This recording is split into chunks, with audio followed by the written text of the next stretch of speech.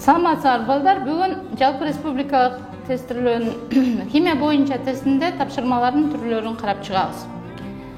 Тапшырмалардың бірінші түрі түз суроо деп аталат. Мисалы, калий OH щелочунун эритмеси H3XO4 құрамындағы кислотанын эритмеси менен аракеттенгенде құрамы боюнча ар кандай канча тузду алса болот. X конкреттүү элементтин символу эмес. Жооптор 1, 2, 3, 4. Бұл суроого жооп бериш үчүн силер кайсы заттар реакцияга киргенин жакшылап карашыңар керек. Калий OH жана H3XO4. H3XO4 бул кислотада суутектин 3 атомы бар. Демек, бул кислота 3 тепкичтүү диссоциацияга учурайт. 3 тепкичтүү диссоциациянын учураганын карасак, анда 3 түрлүү иондор пайда болот. Биринчи тепкичте H2XO4 минус, экинчи тепкичте HXO4 2 минус, үчүнчү тепкичте XO4 3 минус деген иондор пайда болот. Демек, эгер калий OH эритмесин менен ушул кислота аракеттенсе, анда 3 түрлүү туздар пайда болушу мүмкүн. Кандайдыр бир молдук катышта 3 түрлүү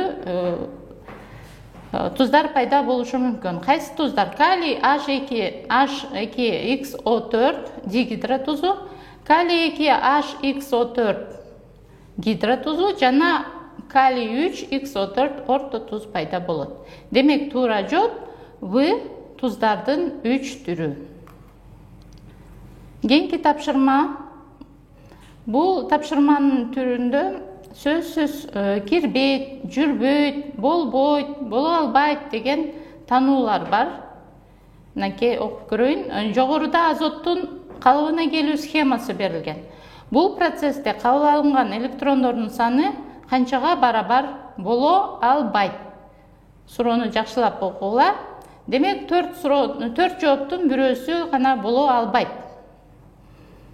Бул суроого жооп бериш үчүн биз калыбына келүү процесси деген эмне экенин билишибиз керек.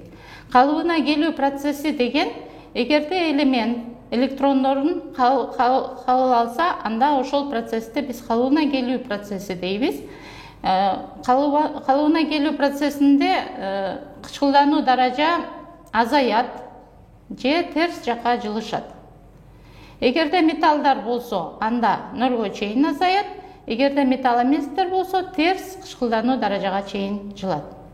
Азот металл эмес. Демек, анын минус же терс кычкылдануу даражасы болушу мүмкүн.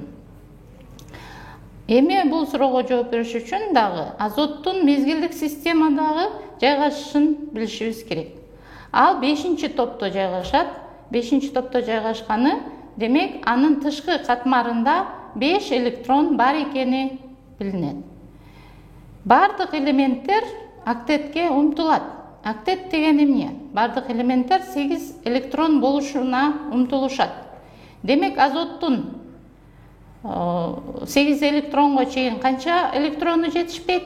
Сыртында 5 электрон бар болсо, туура 3 электрону жетишпейт. Демек, эң минималдуу азоттун кычкылдануу даражасы -3 болот. Эми X-тин ордуна -3-тү коюп көрсөк, анда калыбына келүү процесси төмөнкүдөй болуп көрүнөт. N + 2 + 5 электрон барабар N - 3. Демек, бул жерде максималдуу берген, кабыл алган электрон 5 электрон болуш керек. Демек, туура жооп Г 6-га барабар боло албайт. Ушуну менен биздин сабак аяктады. Саламатта калгыла балдар.